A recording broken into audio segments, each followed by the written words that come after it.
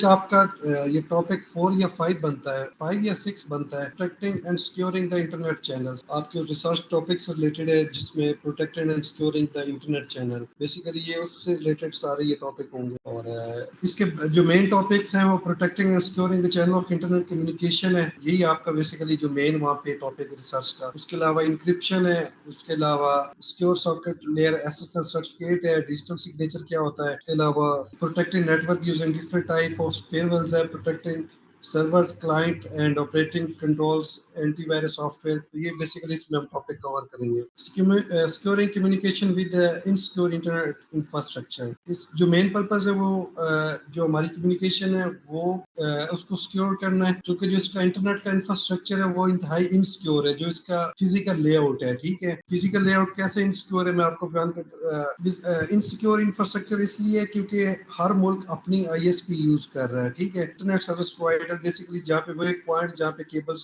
Joint हो रही हैं या वो जहाँ पे कोई भी मुल्क अपना वो इंटरनेट कंट्रोल करता है बेसिकली। ठीक है, तो जैसे पीटीए हमारी एक आईएसपी है, पीटीए पे मेन इंटरनेट केबल ड्रॉप हो रही है और वहां से वो आगे डिस्ट्रीब्यूट कर रहा है। ठीक है, insecure internet infrastructure, internet is a huge collection of independent ISP। ठीक है, जैसे पाकिस्तान का पीटीए इसी तरह इंडिया का भी कोई होगा, इसी तरह अमेरिका का भी कोई ऑर्गेनाइजेशन होगी, सिमिलर सऊदीया, सिमिलर चाइना, रशिया, हर मुल्क की एक अपनी आईएसपी का इदारा होता है जो बेसिकली इंटरनेट को कंट्रोल करता है और उसको मॉनिटर करता है। ठीक है, तो बेसिकली जब आप फॉर एग्जांपल यहाँ से आपने मेल सेंड करनी है अमेरिका, ठीक है, कोई बंदा बैठा है, वो जो मेल है वो मुख्तलिफ आईएसपी से होके गुजरेगी। फॉर एग्जांपल उसको सबसे शॉर्टेस्ट रूट ये मिलता है कि जो हमारी केबल चाइना के थ्रू आ रही है, मे बी वो उस वाले पाथ को ट्रेवल करके अमेरिका जाए, या मे बी वो इंडिया वाली केबल से ट्रेवल करके अमेरिका जाए। तो हम इस चीज के ऊपर मतलब ये कि उसके ऊपर रिस्ट्रिक्शन नहीं लगा सकते। ठीक है, कि वो डाटा किस लाइन के थ्रू वो ट्रेवल करके जाए, इस चीज के ऊपर इंस्ट्रक्शन वो रिस्ट्रिक्शन नहीं लगा सकते। तो चूंकि अब जिस मुल्क के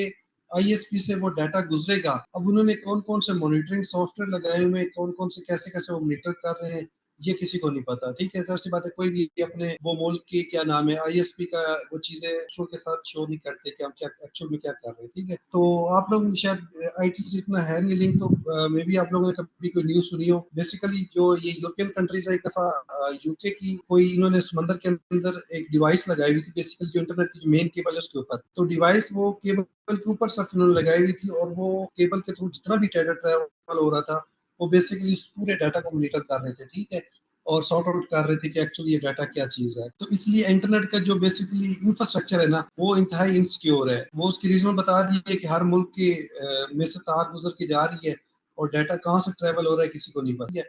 इसलिए हर डाटा अपनी वो उसके क्या नाम है सिक्योरिटी पॉइंट ऑफ व्यू या और इसको कह लें जासूसी की वजह जैसे या किसी वजह से हर मुल्क तकरीबन वो मॉनिटर कर सिक्योर कम्युनिकेशन। तो इस इनसिक्योर इंफ्रास्ट्रक्चर होने के बावजूद जो सिक्योर कम्युनिकेशन है ना वो ही इसका मेन चैलेंज है। ठीक है, आजकल की लेटेस्ट टेक्नोलॉजी का, कि हर कोई कोशिश कर रहे हैं कि हमारी डिवाइसेस महफूज हो। ठीक है, फॉर एग्जाम्पल अभी जो आईफोन है, आईफोन का सबसे जो मेन प्लस पॉइंट है ना वो यही है कि बेसिकली उनके यहाँ उनका मोबाइल आसानी से हैक नहीं हो। ठीक है, वो नॉर्मली वो कोई इसको हैक नहीं कर सकते। तो उसके अलावा फिर और भी क्या नाम है जो प्राइवेट नेटवर्क बनाए जाते हैं, बेसिकली वो भी इसलिए बनाए जाते हैं कि स्ट्रक्चर बेसिकली अपना सिक्योर कर सके, कम्युनिकेशन सिक्योर। तो secure communication basically means protecting and securing the channel of internet communication is one of the most significant challenges. For this lecture, our focus is to understand how the internet design contribute to the variety of security vulnerabilities, how these vulnerabilities can be exploited, and most importantly, give you an idea of what tools are used to allow the secure communication. तो basically इस chapter का जो main purpose है वो ये है कि जितनी भी vulnerabilities या खतरात हैं बेसिकली इसको क्या नाम है इंटरनेट सिक्योरिटी, कम्युनिकेशन सिक्योरिटी को ना, तो हमने वो एक्सप्लॉइट करने और फिर उनको कैसे सिक्योर करना, बेसिकली इसके डिफरेंट जो तरीके यूज किए जाते हैं, तो उस चीज को कवर इसमें किया जाएगा। और जो नैरो फोकस है basically protecting network resources and limited connectivity.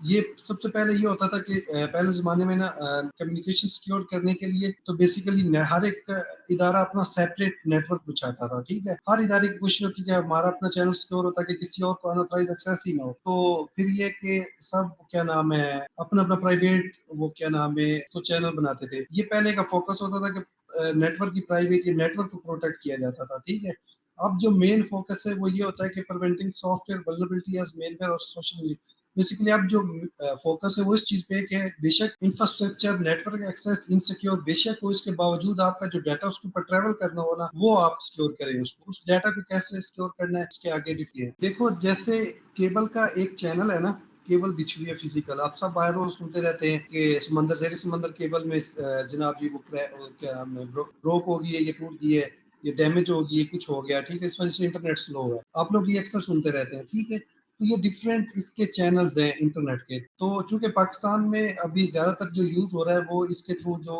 Physical cable आ रही है ना, हमारा मोस्टली इंटरनेट उसके थ्रू आ रहा है, ठीक है। बट कुछ कंपनी ऐसी हैं जो डायरेक्ट सैटेलाइट के थ्रू इंटरनेट ले रही है, काफी कंपनी ऐसी हैं, ठीक है। तो बेसिकली पाकिस्तान में जो ज्यादा इंटरनेट यूज हो रहा है वो फाइबर के थ्रू जेर समंदर जो एक तार आ रही है, केबल आ रही है, उसके थ्रू बेसिकली नेट के साथ हम कनेक्टेड है पूरी दुनिया के साथ। या फिर उन्होंने अभी ये सी पैक के थ्रू एक चाइना से पाकिस्तान एक केबल डाली है, ठीक है, जो थ्रू चाइना पाकिस्तान में इंटर हो रही है और वो इधर इस्लामाबाद तक पहुंची है। तो एक हमारा ये वाला है, ये अक्सर आए रोज तकरीबन ही आती रहती है जेर समंदर जो हमारी केबल है, इसमें ये डैमेजेस ये चीजें आती रहती है। तो ये बेसिकली हमने ये जो केबल है ना वो किसी कंपनी से हमने रेंट ली, ऑन रेंट ली हुई है, ठीक है। मतलब ये पाकिस्तान ने खुद नहीं डाली है, किसी कंपनी ने डाल के दी है, और इवन किसकी सिक्योरिटी इसकी सब कुछ वो भी उनकी रिस्पॉन्सिबिलिटी है। तो जब भी डैमेज होगी तो बेसिकली वो आसान सा कोई उस कंपनी का नाम था, बेसिकली वो उस केबल को मैनेज कर रही है। तो वो उसको जो भी इसको डैमेजेस होते हैं वो खुद ही मैनेज। तो हम तकरीबन इंटरनेट के लिए भी फॉरेन कंपनीज के ऊपर डिपेंडेंट। अब अगर कोई भी हमें अमेरिका जैसा कंट्री में ब्लैकआउट करना चाहे दुनिया, हमारी केबल ही वो डिस्कनेक्ट कर दे तो हम बैठे रहेंगे। तो बेसिकली सबसे जो मेन चीज है ना, हमने एक मैसेज भेजना है, जैसे फॉर एग्जांपल एक मिस्टर ए ने मैसेज भेजना है मिस्टर बी को, ठीक है, उसके बीच में एक आईएसपी आ जाती है मिस्टर एच की। बेसिकली मिस्टर ए जो चैनल यूज कर रहा है वो जो डाटा उसका ट्रेवल हो रहा है मिस्टर एच से गुजर के ही मिस्टर बी तक जा रहा है, ठीक है। तो जो मेन पर्पस है इंक्रिप्शन बेसिकली जो है जो फर्स्ट इसका होगा इसको क्या नाम है, डाटा लॉस को जो प्रिवेंट करता है ना, वो बेसिकली इंक्रिप्शन है, ठीक है। Encryption prevent mister H from intercepting the message, ठीक है। Authentication prevent mister H from impersonating Alice Alice mister A कोई कहा गया, ठीक है। तो बेसिकली जो अब मेन पर्पस है ना इंक्रिप्शन का, वही होता है कि वो जो मैसेज मिस्टर ए से मिस्टर बी तक जा रहा है ना, वो बेशक मिस्टर एच के हाथ में लग भी जाए ना, बट वो इसको इंटरसेप्ट ना कर सके, वो इसको डी कोड ना कर सके, ठीक है। ये उसकी बेस्ट एग्जांपल है कि मिस्टर ए की आईएसपी फॉर एग्जांपल आपने मिस्टर ए बैठा है अमेरिका में, ठीक है, वो अमेरिका की आईएसपी यूज कर, और उसके अलावा फिर मिस्टर बी जो है वो चाइना में बैठा है, ठीक है। अब चाइना और रशिया अमेरिका के बीच में डिफरेंट कंट्रीज आते हैं, रशिया भी आता है, इंग्लैंड भी आता है, हर एक की अपनी वो क्या नाम है आईएसपी, ठीक है। अगर मिस्टर ए मैसेज सेंड करता है मिस्टर बी को, वो उसको श्योर नहीं है कि वो जो मैसेज है वो इंग्लैंड में से होके चाइना जाएगा या रशियन में होके चाइना जाएगा, ठीक है। तो इसलिए जो बेसिकली जो इंफ्रास्ट्रक्चर है ना वो इनसिक्योर है, तो आप इस इंफ्रास्ट्रक्चर को सिक्योर नहीं कर सकते, ठीक है। तो कोई भी कंट्री इतना खर्चा नहीं कर सकती कि वो हर मुल्क के लिए अपनी सेपरेट केबल डाले, ठीक है, कि उसने इंग्लैंड को कनेक्ट करने के लिए सेपरेट केबल डाले, रशिया को कनेक्ट करने के लिए सेपरेट केबल डाले, फिर चाइना को कनेक्ट करने के लिए सेपरेट। तो अगर वो हर एक अपने सेपरेट केबल डालने लगे तो बेसिकली वो जो नेटवर्क का ट्रू स्पिरिट है वो खत्म हो जाएगा, ठीक है।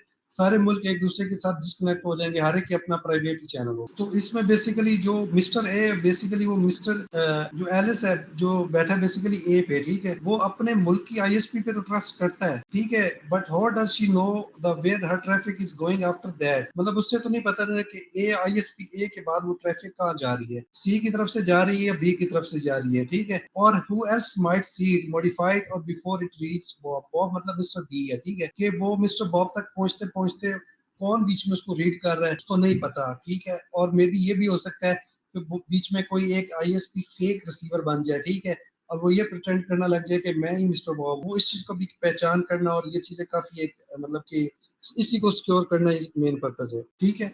फॉर एग्जांपल ये मिस्टर सी जो आईएसपी सी है, इसी पे ही एक कोई ऐसा एक हैकर बैठा है, ठीक है, जो फेक आईडी अपनी लगाता है मिस्टर बी की। तो मिस्टर ए का बेसिकली जो भी डाटा होगा वो इसी को मिस्टर बी समझ के ना मिस्टर एच को तो अपना डाटा यहाँ पे डिलीवर कर देगा, ठीक है। तो ये बेसिकली अनट्रस्टेड इंफ्रास्ट्रक्चर है, ठीक है। Can this infrastructure be trusted? No, mister H may be the NSA agent, वो मिस्टर एच जो है मे बी एनएसए का एजेंट भी हो सकता है, रॉ एजेंट वही हो सकता है जिसके इंफ्रास्ट्रक्चर पर ट्रस्ट नहीं किया जाता जा सकता। तो what do we need for a secure communication channel? तो बेसिकली इंफ्रास्ट्रक्चर तो चलो सिक्योर नहीं हो सकता, बट ये कि हम कम्युनिकेशन अपनी कैसे सिक्योर कर सकते हैं, उसके लिए सबसे मेन जो इंपॉर्टेंट 3 फैक्टर है, ठीक है। ऑथेंटिकेशन सबसे पहले कि ये ऑथेंटिसाई किया जाए कि आप जो मैसेज सेंड कर रहे हैं, ठीक है, कि वो एग्जैक्ट क्या जो उस बंदे को पहुंच रहा है, ठीक है, कि वो वाकई ये वही रिसीवर है जिसको मैं सेंड करना चाह रहा हूँ, ठीक है। दूसरी है confidentiality, basically is my data hidden, क्या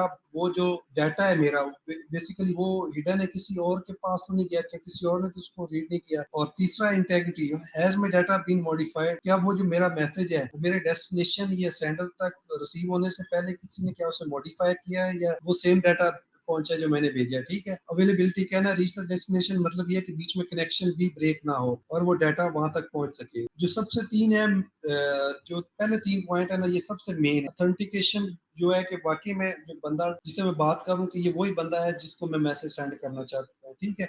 बाकी कॉन्फिडेंशियलिटी है कि इसमें डाटा हिडन, मतलब कि मेरा डाटा मतलब ये सिक्योर है, कोई किसी ने इसको रीड तो नहीं किया, ओपन तो नहीं किया।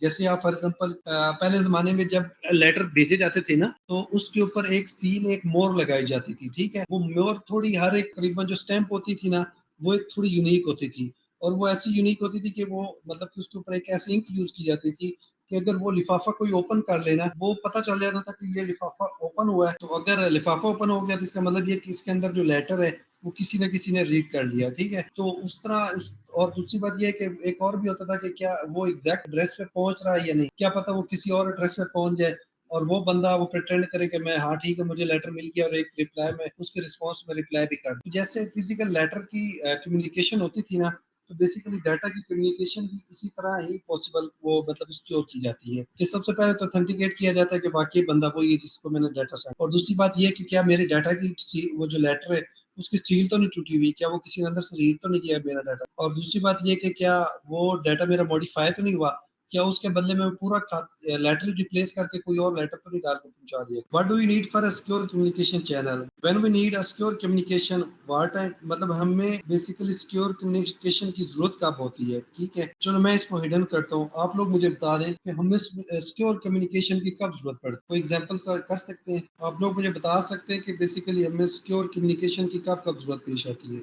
बिल्कुल एग्जैक्टली ऐसा ही है, जब कोई फॉर एग्जांपल अगर हमने कोई ट्रांजैक्शन ऑनलाइन करनी है, ठीक है, उसके लिए भी कम्युनिकेशन सिक्योर होना जरूरी है। उसके अलावा फॉर एग्जांपल अगर मुल्क में जंग स्टार्ट है, ठीक है, तो एक दूसरे की कम्युनिकेशन चल रही होती है, एक यूनिट की दूसरी यूनिट के साथ कम्युनिकेशन चल रही होती है, ठीक है। बेसिकली उसकी जो कम्युनिकेशन होती है उस चीज को भी सिक्योर करना जरूरी है, क्योंकि जो प्लानिंग आपस में शेयर की जा रही होती है, अगर वो एनिमी के हाथ लग जाए तो वो बेसिकली उसको डिकोड करके वो उससे पहले अपना प्लान तैयार कर लेते हैं। तो बेसिकली उस टाइम सिक्योर कम्युनिकेशन सबसे मस्ट है। When we need secure communication, basically war time में जरूरत होती है, बिजनेस ट्रांजैक्शन में जरूरत होती है, ठीक है। वार टाइम में इसलिए जरूरत होती है कि जब हम यूनिट्स आर्मी के डिफरेंट यूनिट्स को आपस में बेसिकली प्लान शेयर कर रही होती हैं, तो वो किसी और के हाथ में ना है, ठीक है। और उसके बाद बिजनेस ट्रांजैक्शन के, हम बिजनेस ट्रांजैक्शन में अक्सर अपनी क्रेडिट कार्ड की इंफॉर्मेशन स्टार्ट कर रहे होते हैं, तो उस चीज में कोई हैकर बीच में हैक करके हमारा पिन कोड या इस तरह की चीजें ना हैक कर ले। बेसिकली उसके दौरान भी हमें सिक्योर कम्युनिकेशन की जरूरत होती है, ठीक है। What tool to use which help us build a secure communication channel that provide authentication, integrity और कॉन्फिडेंशियलिटी। बेसिकली ये इन तीनों फैक्टर को मतलब कि सिक्योर करने के लिए तो जो कुछ टूल्स यूज किए जाते हैं वो हम नेक्स्ट डिस्कस करेंगे। सबसे जो मेन चीज है वो क्रिप्टोग्राफी है। ओके, सबसे पहले जो इंटरेस्टिंग टॉपिक है काफी है cryptography. Cryptography is a mathematical algorithm that takes a plain text and change into the ciphertext for secure purpose. Ciphertext is encrypted text that transform from plain text using an encryption algorithm. ठीक है, ciphertext cannot be read until it has been converted into a plain text with the decrypted with the key. इसको मैं आपको आसान लफ्जों में बता देता हूँ। वो सिंपल से वर्ड को मैंने डिकोड किया हुआ है। तो ये बेसिकली सिंपल वर्ड को मैंने डिकोड करके इसको साइफर टेक्स्ट में कन्वर्ट किया गया, ठीक है। प्लेन टेक्स्ट जो नॉर्मल हम जो लैंग्वेज बोलते हैं उसको प्लेन टेक्स्ट बोलते हैं, ठीक है। और इसको साइफर टेक्स्ट वो होता है जो प्लेन टेक्स्ट इनकोडेड किया गया हो। अब आप लोगों को मैं की देता हूँ, ठीक है। ए रिमूव कर दे, जितने भी ए रिमूव कर दे, इस वर्ड में से ए रिमूव करें जितने भी है। जब आप ए रिमूव करें तो सिंपल हेलो बन जाता है, ठीक है। तो बेसिकली जो आपको मैंने ये जो की बताई है ना कि ए रिमूव करें, तो ये बेसिकली इसका डिस्क्रिप्टेड की है, ठीक है, इसको डिस्क्रिप्टेड की कहते हैं, ठीक है। अब प्लेन फॉर एग्जांपल ये वर्ड मैंने लिखा, ये प्लेन टेक्स्ट हो गया, ठीक है। अब इसी को मैंने जब कन्वर्ट करके लिखा, ठीक है, तो ये बेसिकली इसका साइफर टेक्स्ट में कन्वर्ट हो गया, ठीक है। तो बेसिकली एक तरीका ये है कि जब आप मैसेज एक से दूसरे बंदे को भेजें तो आप इस कोडिंग में भेजें, ठीक है। और अगले बंदे के साथ आपने की शेयर की, और कि जब भी मैं आपको जो भी मैसेज भेजूं ना, हर वर्ड में से ये जो अल्फाबेट है वो आपने रिमूव कर, ठीक है। उसके बाद जो सेंटेंस ये जो वर्ड बनेगा मेरा एक्चुअल वर्ड वो, तो बेसिकली एक कम्युनिकेशन सिक्योर करने का तरीका क्रिप्टोग्राफी है, ठीक। क्रिप्टोग्राफी का बेसिकली इसका mathematical algorithm that takes a plain text and change into a cipher text, ठीक है। तो मैंने आपको बता दिया कि नॉर्मल जो हमारी जो हम लैंग्वेज अंडरस्टैंड करते हैं इसको बेसिकली हम प्लेन टेक्स्ट कहते हैं, ठीक है। तो जब इसी को डिकोड कर दिया जाता है या डिस्क्रिप्ट इनक्रिप्ट कर दिया जाता है, डिकोड इसको बेसिकली इनक्रिप्ट कहा जाता है, ठीक है। जब इसी को हम इनक्रिप्ट किया जाता है तो बेसिकली ये एक साइफर टेक्स्ट में कन्वर्ट हो जाता है, ठीक है। Cipher text is encrypted. Encrypted जो मेन चीज है, इनक्रिप्टेड मतलब ये कि प्लेन टेक्स्ट को कन्वर्ट करना साइफर टेक्स्ट में इनक्रिप्शन कहलाता है, ठीक है। Cipher text is encrypted text transform from plain text using encryption algorithm, ठीक है। तो इसको बेसिकली कन्वर्ट करने का भी एक एल्गोरिथम होता है, ठीक है। वो तकरीबन जितने भी सिक्योरिटी के चैनल्स होते हैं ना, इसमें ये चीजें बिल्ट इन, मतलब ये प्रोग्रामिंग के थ्रू एक एल्गोरिथम बनता है। उसका काम ही सिर्फ यही होता है कि आप बेसिकली नॉर्मल प्लेन टेक्स्ट ले रहे होते हैं और उसको कन्वर्ट कर रहे होते हैं साइफर टेक्स्ट के अंदर, ठीक है। तो cipher text can't be read until it has been converted into a plain text, ठीक है। तो मैंने आपको सिंपल साइफर टेक्स्ट भेजा है, बट आप में से कोई इतना क्लोजली मतलब ये कि डिकोड किया, बट फुली वर्ड किसी ने भी डिकोड नहीं कर सका। जब लेकिन जैसे ही मैंने आप लोगों को उसकी की बताई है कि ऐसे डिक्रिप्टेड किया जा सकता है, तो आप सब ने फौरन उस साइफर टेक्स्ट को प्लेन टेक्स्ट में कन्वर्ट कर लिया, ठीक है।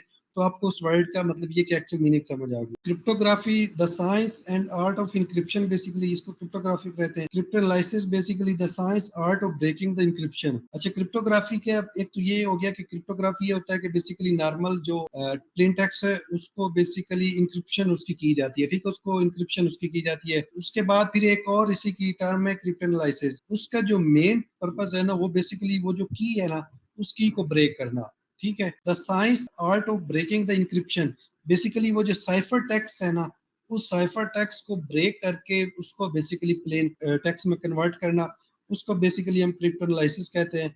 और आखिरी वर्ड है cryptology. Cryptology cryptography plus cryptanalysis, basically complete process को ना हम क्रिप्टोलॉजी कहते हैं। Other understanding of cryptography, cryptography is a communication in the presence of adversaries. Basically ये एक कम्युनिकेशन है, मतलब ये जितने भी इनसिक्योरिटी इसके बावजूद इसकी और कम्युनिकेशन क्रिप्टोग्राफी कहते हैं। Cryptography is using a math and other crazy tricks to approximate a magic. ये भी एक इसकी डिफरेंट लैंग्वेज है और सॉरी डेफिनेशन है। Using cryptography securely is not a simple, designing cryptographic scheme correctly is near impossible, ठीक है। तो ऐसा क्रिप्टोग्राफिक कोड डिजाइन करना जो बिल्कुल इम्पॉसिबल, मतलब ब्रेक ना हो सके, वो इम्पॉसिबल है। तकरीबन नियर जितने भी क्रिप्टोग्राफी कोड होते हैं ब्रेक हो जाते हैं, बट उसके लिए बहुत नेक्स्ट लेवल की मशीन्स और क्या नाम है, आपको एक्सपर्टी चाहिए होती है। टाइप ऑफ इंक्रिप्शन, सबसे पहले ये कि सिमेट्रिक कीज की एक टाइप है algorithm in which the key of for encryption and description are the same as symmetric, ठीक है। मतलब ये कि उसके इंक्रिप्शन और डिस्क्रिप्शन के लिए सेम की यूज की जाती है। फॉर एग्जांपल जैसे अभी आपको मैंने बताया था कि अगर आप ए लगा दें तो क्या नाम है साइफर टेक्स्ट में कन्वर्ट हो जाता है, ए रिमूव कर दे तो आप उसको बेसिकली नॉर्मल प्लेन टेक्स्ट में कन्वर्ट हो जाता है। तो जो सिंगल की वाला बेसिकली जो सिंगल की के साथ इंक्रिप्ट डिस्क्रिप्ट हो जाता है उसको बेसिकली सिमेट्रिक की कहा जाता है, सिमेट्रिक इंक्रिप्शन भी कहा जाता है उसको। जैसे मैंने अभी आपको एग्जांपल दी कि अगर आप किसी का सिक्योर कम्युनिकेशन करना चाहते हैं इंक्रिप्शन इंक्रिप्टेड फॉर्म में, ठीक है, तो आप अगले एक बंदे के साथ अंडरस्टैंडिंग कर लें कि जो भी मेरा वर्ड होगा उसमें से ए रिमूव करते जाएं, हर अल्फाबेट के बाद जो ए आएगा उसको रिमूव करते जाएं, तो एक्चुअल प्लेन टेक्स्ट मिल जाएगा।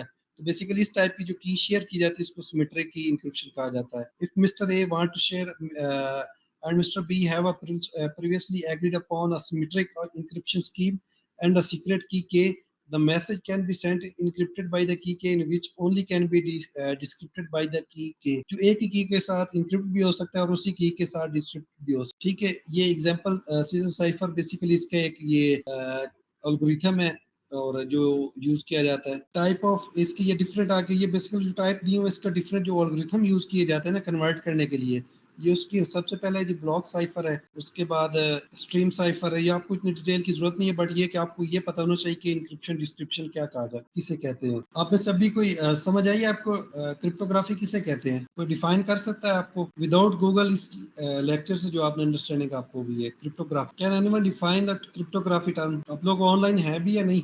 ठीक है, ये स्टार वर्ड में इसकी सबसे process converting the plain text into cipher text is called cryptography. ये इसको मैसेज को बेसिकली इस फॉर्म में लिखना कि वो किसी और के लिए अंडरस्टैंड करना वो इम्पॉसिबल है। तो इसकी काफी डेफिनेशन है इंक्रिप्शन डिस्क्रिप्शन की। इंक्रिप्शन बेसिकली प्लेन टेक्स्ट को साइफर टेक्स्ट में कन्वर्ट करने को कहते हैं, और डिस्क्रिप्शन बेसिकली साइफर टेक्स्ट को प्लेन टेक्स्ट कन्वर्ट करने को कहते हैं। ठीक है, अक्सर वो आप लोग अगर क्या नाम है व्हाट्सएप यूज करते हैं ना, तो समटाइम एक येलो कलर के बैकग्राउंड के साथ एक नोटिफिकेशन आ रहा होता है कि आपकी जो कम्युनिकेशन है वो बेसिकली इंक्रिप्टेड है। कोई आप लोगों ने कभी वो पढ़ा है किसी ने? बेसिकली आप जब व्हाट्सएप के ऊपर मैसेज टाइप करते हैं ना, तो वो आप जब आपके मोबाइल से जैसे ही वो मैसेज निकलता है ना, तो वो बेसिकली इनक्रिप्ट हो जाता है। उसके व्हाट्सएप वालों ने अपना एक एल्गोरिथम लगाया हुआ, ठीक है। वो क्या करता है, आपकी इन्फॉर्मेशन लेता है, उस कोड मैसेज की इन्फॉर्मेशन लेता है, और जब वो रिसीवर तक पहुंचता है ना, तो वो बेसिकली जो की बेसिकली आपके मोबाइल से वो लेके जाता है, तो वो की उस कंसर्न मोबाइल के ऊपर जाके दोबारा लगाता है, तो बेसिकली वो वापस डिस्क्रिप्ट हो जाता है कोड। ठीक है, तो बेसिकली ये इस तरह। अब बेशक वो व्हाट्सएप मैसेज आपके मोबाइल के अलावा एक्चुअल रिसीवर से पहले जिस किसी को मर्जी मिल जाए, बट वो उसको डिकोड नहीं कर सकते। ठीक है, तो जब तक वो उस मैसेज उस फोन के ऊपर डिलीवर नहीं हो जाता, तब तक वो उसको डिस्क्रिप्ट नहीं होता। ठीक है, तो इसलिए वो लिखा होता है end to end encryption is enable. हाँ बिल्कुल ऐसे ये कुछ मैसेज अपेयर हो रहा होता है। तो अब मतलब ये है कि आपका जो मैसेज जो ट्रेवल कर रहा होता है वो कोडेड फॉर्म में जा रहा होता है इंटरनेट के ऊपर, और जब एग्जैक्ट उस अगले फोन के ऊपर डिलीवर हो जाता है, तो वहां पे दोबारा डिकोडेड हो जाता है और एक्चुअल प्लेन टेक्स्ट। तो बेसिकली जो साइफर टेक्स्ट होता है ना, वो बीच में हैकर को अगर मिल भी जाए ना कन्वर्टेड टेक्स्ट, तो वो उसके काम का नहीं होता, वो उसको डिस्क्रिप्ट नहीं कर पाता। तो उसके लिए भी बेसिकली काफी टाइप एक और इसकी है इंक्रिप्शन की, एसिमेट्री की। algorithm use multiple key that are shared by the sending and receiving party. Keys are assumed to be transferred over insecure means. Key can only decoded the text. इसमें दो की use होती है, basically उसको asymmetric की कहते हैं। ये आपके वैसे इसमें काम की नहीं है। एसएसएल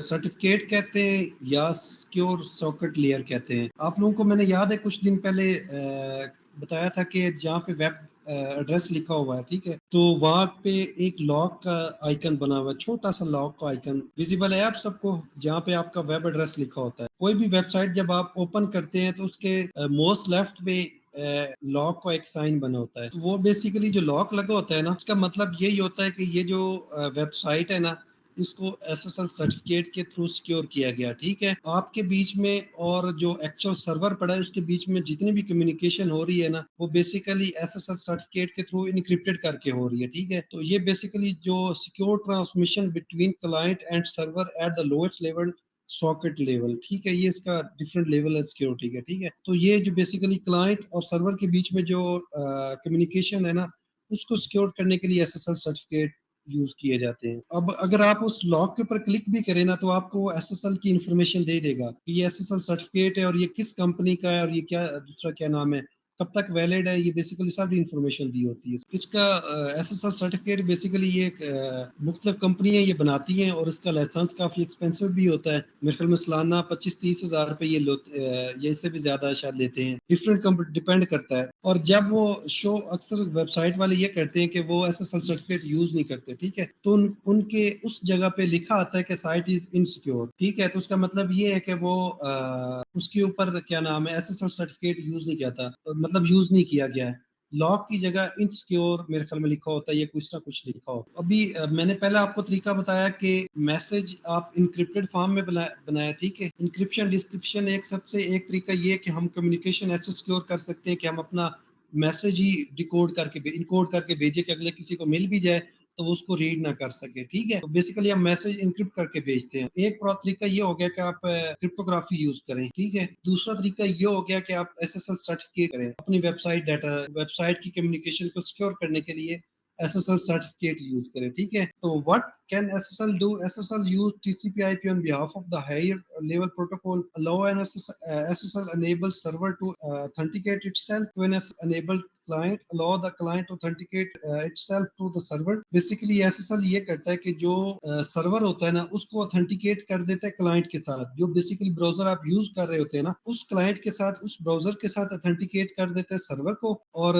जो सर्वर है बेसिकली जो ब्राउजर है उसको ऑथेंटिकेट कर देता है सर्वर के साथ। ठीक है, दोनों सबसे पहले आपस एक दूसरे को सिक्योर कर लेते हैं, ठीक है, हम दोनों की अब आपस में कम्युनिकेशन होगी। ठीक है, तुम मिस्टर ए हो, तुम मिस्टर बी हो, इस चीज को वो ऑथेंटिकेट कर लेते हैं, वेरीफाई कर लेते हैं। फिर जैसे हम नॉर्मल किसी बंदे को वेरीफाई करना हो ना तो हम क्या करते हैं, हम उसका आईडी कार्ड चेक कर लेते हैं। ठीक है, आईडी कार्ड से पता चल जाता है कि ठीक है यार ये बंदा यही है। तो सिमिलर सर्टिफिकेट, बेसिकली सर्टिफिकेट के थ्रू ब्राउजर और सर्वर जो है, क्लाइंट और सर्वर आपस में एक दूसरे को ऑथेंटिकेट कर लेते हैं। ठीक है, कि ठीक है यही दो यूजर हैं और इन्हीं दोनों के बीच में अब मैंने कम्युनिकेशन करानी है। ठीक है, allow both the machine to establish an encrypted connection. तो इन दोनों के बीच में एक ऐसा कनेक्शन क्रिएट हो जाएगा कि जो भी डाटा ट्रैवल बीच में होगा वो इंक्रिप्टेड होगा। ठीक है, और वो एग्जैक्ट इन दो पिन पॉइंट के ऊपर पहुंचेगा। तो बेसिकली जो मेन एसएसएल कंसर्न होता है वो ये होता था कि सर्वर ऑथेंटिकेशन कि सबसे पहले वो जो जिस सर्वर के ऊपर ये एसएसएल सर्टिफिकेट इंस्टॉल है उस सर्वर की ऑथेंटिकेशन, और उसके बाद वो सर्वर, ये ठीक है, उस क्लाइंट की ऑथेंटिकेशन, ये दो चीजें सबसे अहम काम होते हैं एसएसएल सर्टिफिकेट के। ठीक है, एंड इनक्रिप्टेड एसएसएल कनेक्शन तीसरा ये होता है कि फिर उनके दोनों सर्वर और क्लाइंट के बीच में इंक्रिप्टेड कनेक्शन क्रिएट करना। ठीक है, this protect against electronic overt eavesdropper, basically a secret listener to provide to private conversation। basically जो बीच में कुछ जैसे मैंने बताया था कि मिस्टर एच, ठीक है। इस नेक्स्ट टॉपिक है firewall. Firewalls basically use to control the flow of a network traffic. Network traffic क्या होती है, बेसिकली जो डाटा ट्रैवल कर रहा होता है नेटवर्क केबल्स को नेटवर्क ट्रैफिक कहते हैं। ठीक है, तो जो बेसिकली फायरवॉल है उसका काम ये होता है कि जो नेटवर्क के ऊपर जो डाटा है ना उसकी ट्रैफिक को कंट्रोल करना। ठीक है, firewall have applicability in networks where there is no internet connect. ये बेसिकली जो प्राइवेट नेटवर्क बनाए जाते हैं ना उनके अंदर फायरवॉल लगाए जाते हैं। Firewalls operate on a number of layers, can also act as a VPN gateway active content technology। ठीक है, ये बेसिकली कंटेंट फिल्टर करने के लिए भी फायरवॉल्स यूज किए जाते हैं। फॉर एग्जांपल कोई एक प्राइवेट नेटवर्क है उसको एक्सेस किया गया है, एक्सेस दी गई इंटरनेट की। ठीक है, तो कुछ वेबसाइट्स को अगर रिस्ट्रिक्ट करना है तो बेसिकली फायरवॉल के ऊपर वो वेबसाइट डाल दी जाती है।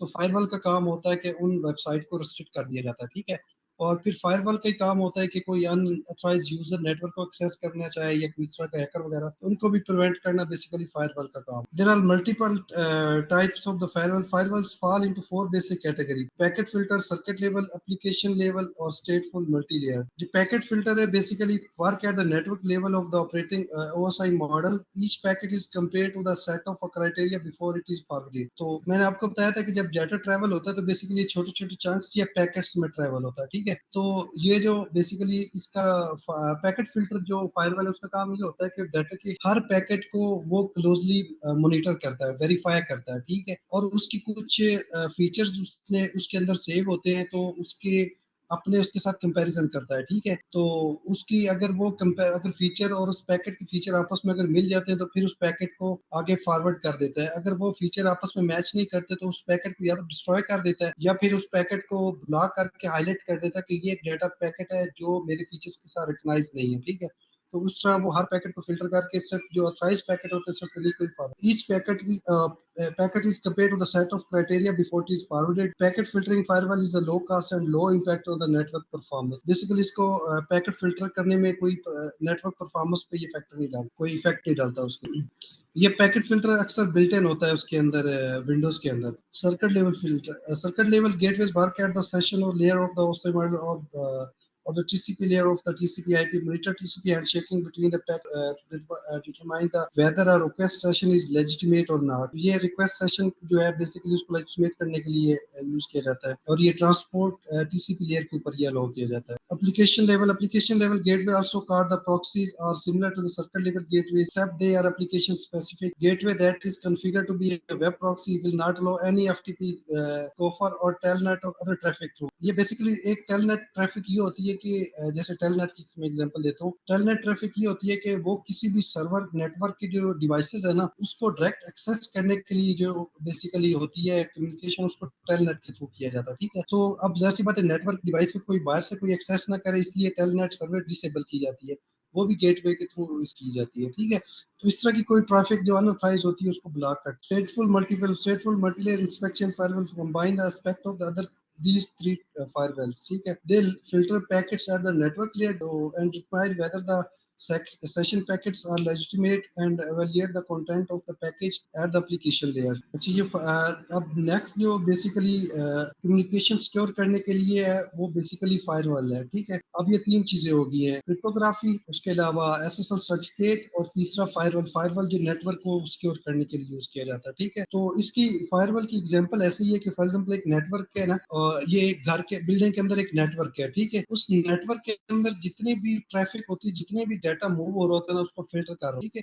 फॉर एग्जाम्पल आपका घर है, आप अपने घर को सिक्योर करने के लिए आप लोग क्या करेंगे, आप अपने घर को सिक्योर करना चाहते हैं, ठीक है। तो आप सबसे पहले क्या काम करेंगे, ओके, अदर देन सीसीटीवी, उसके अलावा सिक्योरिटी इन सेंस, देखिए आप फॉर एग्जाम्पल आप अगर घर को लॉक लगा देंगे परमानेंट, तो आपकी बाहर से बिल्कुल आपको डिस्कनेक्ट हो जाएंगे। लॉक तो आप उस टाइम लगाएंगे कि जब आप घर में नहीं होंगे या आपने बाहर नहीं जाना, फिर जब आप लॉक ही लगा देंगे तो बाहर की दुनिया की आपका कनेक्शन हो जाएगा, ठीक है। तो वो उस टाइम हो, जो मेन चीज है वो है गार्ड, ठीक है। फेंसेस भी आप लगा सकते हैं, लाइक फेंसेस, लाइक आप एंटीवायरस, जिसका कंप्यूटर में एंटीवायरस इंस्टॉल कर सकते हैं जो कंप्यूटर के अंदर, ठीक है, इस तरह की चीजें। बट उससे भी ऐप जो चीज है ना वो फायरवॉल है, ठीक है। फायरवॉल जो उसका काम है ना वो लाइक एक गार्ड होता है, ठीक है। जैसे घर के अंदर जिस लोगों ने जो आना जाना है ना, बेसिकली वो समझ लो आप एक ट्रैफिक है, घर के अंदर जिस लोगों ने आना, या फॉर एग्जाम्पल एक ऑफिस है, ठीक है, ऑफिस के गेट के ऊपर एक गेट कीपर बैठा है। अब ऑफिस में जो जो बंदे काम करते हैं ना, तो उनका आना जाना बेसिकली वो एक ट्रैफिक है, ठीक है। उस ट्रैफिक को मॉनिटर करना गार्ड का काम है, ठीक है। अब गार्ड क्या करेगा, गार्ड के पास पता है कि उसको पता होगा कि हमारे पास ये लोग काम करते हैं, ठीक है। फिर उसको पता होगा कि यार हमारे पास जो लोग काम करते हैं उसका, उनके पास ये सिक्योरिटी कार्ड इशूज है उनको, ठीक है। उसके बाद सिक्योरिटी अगर कार्ड किसी के पास नहीं है तो फिर वो देखेगा, बायोमेट्रिक लगा के देखेगा, ठीक है। अगर बायोमेट्रिक में भी रिकॉर्ड नहीं है तो कहेगा कि अपना आईडी कार्ड दे ताकि मैं अपने डेटाबेस से सर्च कर लूँ। तो ये जो चीजें बेसिकली आपस में वो अपने डेटाबेस के साथ मैच कर रहा होता है ना, तो बेसिकली वो फीचर मैचिंग होती है, ठीक है। तो फायरवॉल भी यही कर रहा होता है, वो बेसिकली वो जो ट्रैफिक गुजर रही होती है ना उस नेटवर्क के ऊपर, ठीक है, वो हर पैकेट से बेसिकली सिक्योरिटी कार्ड मांग रहा होता है, ठीक है। सबसे पहले आप मुझे अपना सिक्योरिटी कार्ड दे के आप हमारे उसमें आ भी सकते हैं बिल्डिंग में या नहीं, ठीक है। और जब वो सिक्योरिटी बेसिकली फायरवॉल लगाया, जो आप बाहर की दुनिया के साथ कनेक्शन है ना उसके साथ और अपने इंटरनल नेटवर्क जो बना हुआ है उसके दरमियान जो रास्ता होता है ना, जो मेन गेट कहते हैं जिसको, ठीक है, या जहाँ पे मेन जो केबल कनेक्ट हो रही है उसके ऊपर फायरवॉल लगाया जाए। बाहर इंटरनेट की केबल फायरवॉल डिवाइस के अंदर लगाई जाती है, और उसकी एक दूसरी साइड पे एक और केबल होती है जो बेसिकली आके नेटवर्क में लगा दी जाती है, जिससे इंटरनेट की एक्सेसिबिलिटी मिलती है, ठीक है। तो नेटवर्क की कोई भी चीज जब बाहर इंटरनेट के ऊपर जाती है ना, तो वो बेसिकली फायरवॉल के अंदर से गुजर के जाती है, फायरवॉल के फिल्टर से गुजर के जाती है। सिमिलर जब बाहर की इंटरनेट की दुनिया से कोई भी रिक्वेस्ट या कोई चीज आती है ना नेटवर्क के अंदर, उस नेटवर्क के अंदर, तो वो भी फायरवॉल लाइक गेट कीपर के पास से गुजर के आती है। तो जो फायरवॉल गेट कीपर होता है उसका काम ही होता है कि उसके पास एक सेट ऑफ फीचर्स, ये उसके पास एक डेटाबेस होता है, ठीक है। जैसे ही कोई एम्प्लॉय आएगा तो गार्ड क्या करेगा, उसकी ये चीजें वेरीफाई करेगा सिक्योरिटी की। इसी तरह फायरवॉल का भी ये काम होता है कि वो बेसिकली हर डाटा नेट डाटा पैकेट के फीचर वेरीफाई करता है, ठीक है। फॉर एग्जाम्पल अगर ये अथराइज है, ये लेजिटिमेट है, उसकी हर चीज चेक करेगा, ठीक है, कि क्या ये जो रिक्वेस्ट मुझे आई है इससे मतलब बिलोंग करती भी है ये डाटा पैकेट या नहीं। दूसरी एक और चीज जो हैकर सबसे जो मेन काम करते हैं ना, बेसिकली वो जो डाटा रिक्वेस्ट आ रही होती है ना नॉर्मल, फॉर एग्जांपल आप किसी की ईमेल आ रही है, ठीक है, उसका डाटा ट्रेवल कर रहा है, ठीक है, उस ईमेल के साथ उसके जो वो पैकेट्स होते हैं ना, उस पैकेट के साथ वो अपने किसी प्रोग्राम का भी छोटा सा पैकेट अटैच कर देते हैं, ठीक है। तो बेसिकली वो क्या करते हैं, छोटे मोटे एंटीवायरस बेसिक चीजें वेरीफाई कर ले कि ठीक है यार ये तो उसकी ईमेल के थ्रू ये डाटा आ रहा है, ठीक है, तो वो उसको बाईपास कर देते हैं। बट ये कि उसके साथ वायरस की भी वो पैकेट ट्रांसफर हो जाते हैं, वो बेसिकली या तो पूरे नेटवर्क को चोक कर देते हैं, या जिस पर्पस के लिए वो नेटवर्क वो वायरस छोड़ा जाता है वो वहां पे वो पर्पस पूरा करता है, ठीक। तो बेसिकली फायर फायर जो वाल है वो नेटवर्क के ऊपर लाइक एक गार्ड काम करता है, और जो भी ट्रैफिक उस नेटवर्क के थ्रू इन या आउट होती है उसको बेसिकली फिल्टर करता रहता है। तो बेसिक तो उसके बाद फिर जब किसी को कोई वेबसाइट्स ब्लॉक करनी होती है ना, वो भी सिक्योरिटी इन फायरवॉल्स के अंदर लगती है, ठीक है। फायरवॉल्स का काम होता है कि इस वेबसाइट से जो भी रिक्वेस्ट आएगी उसको ब्लॉक कर देना, ठीक है, या इस फायरवॉल के इस वेबसाइट के लिए जो मेरा इंटरनल नेटवर्क से भी यूजर वो बेसिकली रिक्वेस्ट भेजेगा ना, तो उस चीज को ब्लॉक कर देगा। पाकिस्तान में काफी वेबसाइट रिस्ट्रिक्टेड है, ठीक है, तो उनके लिए बेसिकली क्या किया गया है कि पीटीए ने बेसिकली एक मेन जो केबल आई है ना उसके ऊपर अपना एक फायरवॉल लगाया है। उस फायरवॉल का काम ये है कि वो बेसिकली बाहर से जितनी भी ट्रैफिक आती है ना उस ट्रैफिक को मॉनिटर, और फिर उस फायरवॉल के अंदर ही वो बेसिकली वो पॉलिसी लगाते हैं कि फॉर एग्जाम्पल इन्होंने पिछले दिनों यूट्यूब जब ब्लॉक रही है काफी अरसा, ठीक है, तो बेसिकली फायरवॉल का काम ये था कि यूट्यूब से जो भी डाटा पैकेट्स आए, यूट्यूब का जिसमें भी हेडर में यूट्यूब नाम हो वो उसको उड़ा देता था, ठीक है, वो पाकिस्तान में ब्राउज नहीं होने देता। तो इस तरह फायरवॉल बेसिकली कंटेंट फिल्टरिंग के लिए भी यूज होता है। होप्स कि आपको फायरवॉल काफी हद तक क्लियर हो गया होगा। Basically it is like a guard for a network, ठीक है। अब ये network secure communication channel secure करने के हमारे पास टोटल 3 टूल्स आ गए। एक हमारा है क्रिप्टोग्राफी, दूसरा है हमारा एसएसएल सर्टिफिकेट, और तीसरा हमारे पास आ गया है वो बेसिकली फायरवॉल। अच्छा, एक और है इसमें टर्म है डिजिटल सिग्नेचर, आपका एक और टॉपिक। हम नॉर्मली किसी भी डॉक्यूमेंट को लेजिटिमेट करने के लिए ना कि यार ये डॉक्यूमेंट पर्सन को बिलोंग करता है, या इस डॉक्यूमेंट की जो उसके ऊपर जो स्टेट लिखी गई है ना, या जो भी उसके ऊपर इबारत लिखी गई है, जो भी उसके ऊपर लिखा गया है, वो उस बंदा जो उसके ऊपर सिग्नेचर करेगा ना, इसका मतलब ये कि या तो उसका विटनेस है या वो इसको इंडोर्स करता है कि ये ट्रू है, ठीक है। तो बेसिकली ये वैलिडिटी या उसको लेजिटिमेट करने के लिए उसके ऊपर सिग्नेचर की जाए। तो बेसिकली मतलब ये कि अब नॉर्मल फिजिकल डॉक्यूमेंट तो हम उसके ऊपर सिग्नेचर ले लेते हैं, ठीक है। तो सिमिलर जैसे फिजिकल सिग्नेचर है ना, तो ऐसे डिजिटल सिग्नेचर भी होते हैं, ठीक है। फॉर एग्जाम्पल हम समटाइम ये देखते हैं कि आप कोई अगर रिपोर्ट जनरेट करें ना ऑनलाइन कोई चीज, ठीक है, या कोई इस तरह की फॉर एग्जाम्पल आपने किसी अगर आईडीसी लैब से आपने किसी ने अगर टेस्ट करवाया होगा ना, तो वहाँ पे रिपोर्ट आ रही होती है। वो रिपोर्ट अगर खुद आपको लिंक जो भेजती है ना, तो वो रिपोर्ट जब आप जनरेट कर लेते हैं ना, उसके ऊपर एक वर्ड मेंशन होता है, this is a computer generated report, ठीक है। नो नीड टू टेस्टिफाई, मतलब ये कि ये कंप्यूटर जनरेटेड रिपोर्ट है, इसको अटेस्ट करने की जरूरत नहीं है, ऑलरेडी इसके ऊपर मतलब ये इसको डिजिटली सिग्नेचर के थ्रू इसको वैलिड किया गया है। अब वो डिजिटल सिग्नेचर क्या हो सकता है, फॉर एग्जाम्पल आप उस रिपोर्ट के ऊपर देखें तो उनका लोगो बना हुआ है, उस क्या नाम है जो भी लेबोरेटरी होगी, या आप लोगों ने अगर एनआईएच से किसी ने कभी वो कोविड टेस्ट करवाया आप में से, एनआईएच हॉस्पिटल जो इस्लामाबाद वाला या मल्टीपल बाकी सिटीज में भी एनआईएच बना होता है, उसके वो सैंपल प्लेट, किसी ने कभी कोविड टेस्ट करवाया है? बस 2-3 बंदों ने आप में से कराया है। अच्छा, जब कोविड टेस्ट करवाते हैं ना, तो वो बेसिकली आपको एक आईडी दे देते हैं और आपका नंबर नोट कर लेते हैं, ठीक है। और जब नंबर आपको नोट कर लेते हो, उस नंबर के ऊपर आपकी मैसेज की रिपोर्ट भेज देते हैं, इस लिंक पे जाएं, ये यूजर नेम लगाएं, ये पासवर्ड लगाएं, ठीक। और उसके बाद जब वो रिपोर्ट जनरेट हो जाती है, तो आप वो किसी भी जगह पे आप वो रिपोर्ट यूज कर लेते हैं, चाहे वो ब्लैक प्रिंटेड है जैसी भी है, वो आप उसको लेजिटिमेट मानते हैं, आप किसी भी इदारे में जमा कराते हैं। फॉर एग्जाम्पल जैसे मैं आप सरकारी में जॉब करता, तो हमारा जब भी कोई बुखार जरा सा भी टेम्परेचर हो ना, या दस्त जुकाम हो, तो उसको फौरन रेफर करते हैं एनआईएच, ठीक। एनआईएच से आप टेस्ट करवा के हैं, और उसके बाद फिर वो जो ऑनलाइन रिपोर्ट हम जनरेट करते हैं, तो वो बेसिकली रिपोर्ट जो है वो हमारा इदारा एज ए वैलिड कंसीडर करता है, ठीक है। तो वैलिड कंसीडर क्यों करता है, तो वो बेसिकली डिजिटल सिग्नेचर के ऊपर उसको लेजिटिमेट किया जाता है, ठीक है। उसको बेसिकली इंडोर्स कर रहा होता है एनआईएच की ये हमारी रिपोर्ट है, और ये जो उसके ऊपर जो भी कुछ लिखा गया है वो ट्रू है, ठीक है। तो जो भी कार्रवाई होगी, फॉर एग्जाम्पल नेगेटिव है तो सही है गलत है, वो बेसिकली एनआईएच की होगी, क्योंकि वो बेसिकली जो स्टेटमेंट है वो एनआईएच की है, ठीक है। और एनआईएच ने ऊपर उसके ऊपर सिग्नेचर किया हुआ है, तो उसके आपके ऊपर कार्रवाई नहीं होगी, ठीक है। तो बेसिकली इसी तरह डिजिटल सिग्नेचर को किसी भी डॉक्यूमेंट को टेस्टिफाई करने के लिए कि यार ये इस पर्सन की बिलोंग करता है, और इसके ऊपर जो भी स्टेटमेंट लिखी हुई है बेसिकली इस पर्सन की ब्याह पे लिखी हुई है, ठीक है। और ये पर्सन इसको टेस्टिफाई भी करता है, और ये मतलब कि किसी भी लेजिटिमेट मामले में फॉर एग्जांपल किसी भी कोर्ट में चैलेंज किया जा सकता है कि यार इस बंदे ने मुझे, फॉर एग्जांपल इसकी एक और एग्जांपल आपके बेस्ट में दे दूं, कोई भी बंदा आपको ईमेल जब करता है ना अपने ईमेल एड्रेस से, ठीक है, तो वो ईमेल आप जाके कोर्ट में टेस्टिफाई कर सकते हैं। बेशक उस ईमेल के ऊपर कोई सिग्नेचर नहीं होता, ठीक है, बट चूंकि उस इमेज उस बंदे से जनरेट हुआ है, उस ऊपर जो स्टेटमेंट लिखी हुई है बेसिकली वो उस बंदे से बिलोंग करती है, क्योंकि वो उस बंदे के ईमेल एड्रेस से सेंड हुआ है, ठीक है। तो वो उसका जो वो ईमेल एड्रेस है बेसिकली वो उसका डिजिटल सिग्नेचर है, ठीक है, वो उसकी डिजिटल आइडेंटिटी है जो उसको टेस्टिफाई कर रही है, ठीक। तो इसी तरह वो ऑनलाइन डॉक्यूमेंट को वेरीफाई करने के लिए बेसिकली डिजिटल सिग्नेचर मुतारफ कराया गया था, ठीक है। Informally a digital signature is a technique for establishing the origin of a particular message in order to settle later dispute about what message was sent. तो ये बेसिकली जो कोई मैसेज होता है ना उसका ओरिजिन एस्टेब्लिशमेंट करने के लिए कि ये मैसेज एक्चुअली किस से बिलोंग करता है, ये मैसेज एक्चुअली किसका है, जो बाद में अगर कोई रोला बने तो उस मैसेज के थ्रू बंदे को उसको कोर्ट में उसके थ्रू कार्रवाई करवा सकता है कि यार इस बंदे ने मुझे ये मैसेज किया था, ठीक है। और ये इसी का बंदे का इसी बंदे की स्टेटमेंट है, ठीक है। जैसे फॉर एग्जांपल हम अक्सर वो देखते हैं कि ब्लैकमेलिंग के लोग एक दूसरे को मैसेज, वो ब्लैकमेलिंग पे मैसेज आप जाके वो, बट ये कि उसके ऊपर डॉक्टर अपनी स्टैंप लगाता है। अब जब डॉक्टर किसी को रेफर कर रहा होता है ना, उसके ऊपर डॉक्टर अपनी बकायदा स्टैंप लगाता है और अपना सिग्नेचर कर, तो फिर उसको लेजिटिमेट होगा। अगर सिंपल डॉक्टर के बेशक वो उसके ऊपर भी लिखा हो ना नोट पैड के ऊपर, तो वो इतना लेजिटिमेट नहीं होगा जब तक डॉक्टर ऊपर अपनी सिग्नेचर और अपना ऊपर स्टैंप नहीं मारे। बट अगर वही उनकी कोई हॉस्पिटल की कोई एक एप्लीकेशन बनी हुई है, ठीक है, और डॉक्टर अपनी वो पूरा मैसेज उस एप्लीकेशन के ऊपर टाइप करता है और फिर आपको प्रिंट दे देता है, तो जब वो प्रिंटेड फॉर्म में आपको मिलेगा तो बेसिकली उसके ऊपर फिर वो डिजिटल सिग्नेचर होगा। आप उस प्रिंट के ऊपर देखेंगे उस हॉस्पिटल और उस डॉक्टर की इंफॉर्मेशन होगी, ठीक है।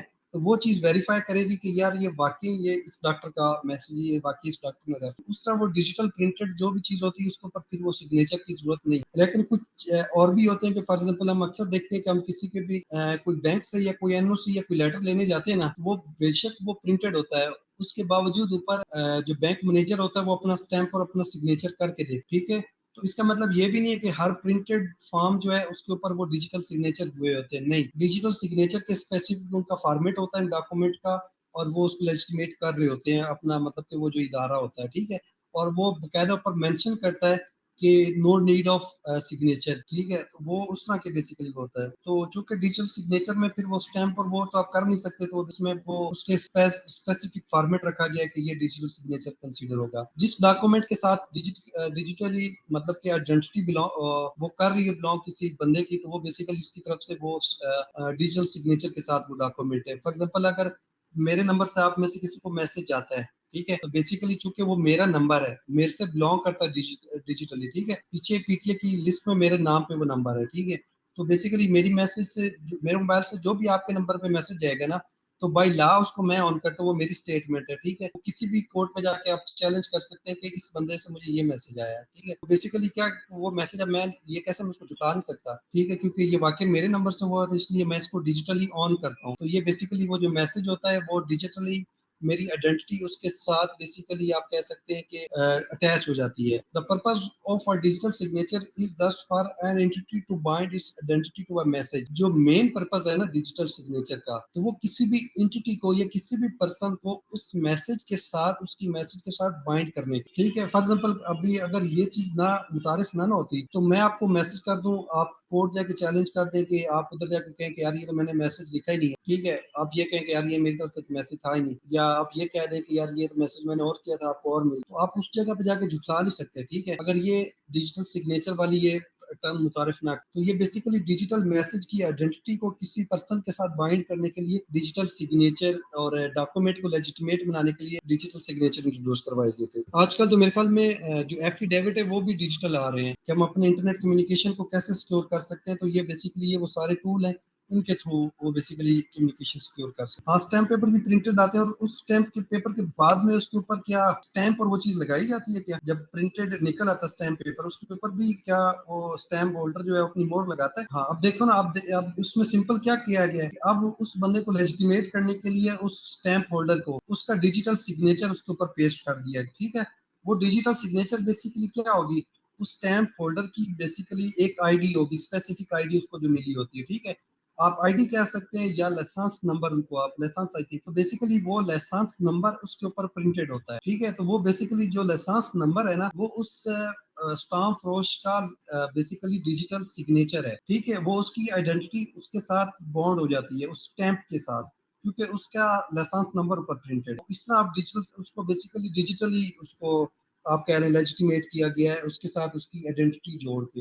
हाँ, बट जो बंदा उसको इशू कर रहा है ना, जो स्टाम्प फरोश बेसिकली उसको इशू कर रहा है ना, आप देखेंगे कि उसका लाइसेंस नंबर ऊपर लाजमन मेंशन होगा। जैसे पहले होते थे ना कि क्या नाम है, पुराने, अगर आप पुराने लाइसेंस वो मिलते थे जिनको ना ये स्टाम्प, उसमें वो स्टाम्प की पूरी बुक उनको मिलती थी, तो उनका एक रजिस्टर होता था, ठीक है। वो रजिस्टर के ऊपर स्टाम्प नंबर डाल के तो एट दी एंड वो रजिस्टर जाके कचहरी में जमा करवा देते थे, ठीक है। तो बेसिकली उनके पास एक रिकॉर्ड होता था कि ये जो स्टाम्प नंबर है ना, ये बेसिकली इस स्टाम्प फरोश को हमने दिए हैं, उसका लाइसेंस ये है, ठीक है। उसके बाद फिर वो जो स्टाम्प फरोश है वो इस चीज को टेस्टिफाई करता है कि ये जो दो बंदे जिनको मैंने ये स्टाम्प, जिनके बीच में ये स्टाम्प करवाया है, उस चीज को अटेस्ट फिर आके स्टाम्प फरोश, ठीक है, उस चीज को वेरीफाई आके स्टाम्प, ठीक है। तो बेसिकली उसको सबसे पहले तो स्टाम्प किस बंदे से आइडेंटिटी बेसिकली बिलोंग करता है, किस स्टाम्प फरोश से, ठीक है। उसके लिए उस स्टाम्प फरोश का ऊपर रेफरेंस नंबर, ये कोई इंफॉर्मेशन प्रिंट की जाती है, ठीक है। और सेकंडली दूसरा फिर ये होता है कि जिन दो बंदों के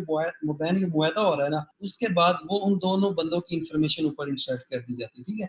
और उसके बाद वो इंफॉर्मेशन डेटाबेस में सेव कर दी जाती है ऑनलाइन। बट ये अभी तक ना, चूंकि ये दोनों चीजें चल रही हैं कि स्टाम्प की जो बेसिकली जो इबारत है ना, वो तो ये खुद बाई हैंड लिख लेते हैं, बट ये कि दूसरा जो रिकॉर्ड है ना, वो अभी भी रजिस्टर आई थिंक मेंटेन कर रहे हैं, कि रजिस्टरों के ऊपर अभी भी वो एंट्री कर रहे हैं, क्योंकि अभी तक फुली वो उसके ऊपर इन्होंने किया नहीं है। तो ऐसा सा होप्स हो कि ये मतलब कि कम्प्लीटली ऑनलाइन हो जाएगा, क्योंकि ज्यादातर ये जो बंदे रिक्वायरमेंट्स देते हैं ना, ये ज्यादा नॉन टेक्निकल लोग होते हैं, इनको इतना वो टेक्निकल चीजों का पता नहीं होता कि कैसे एक चीज को एफिशिएंट बनाया जा सकता है।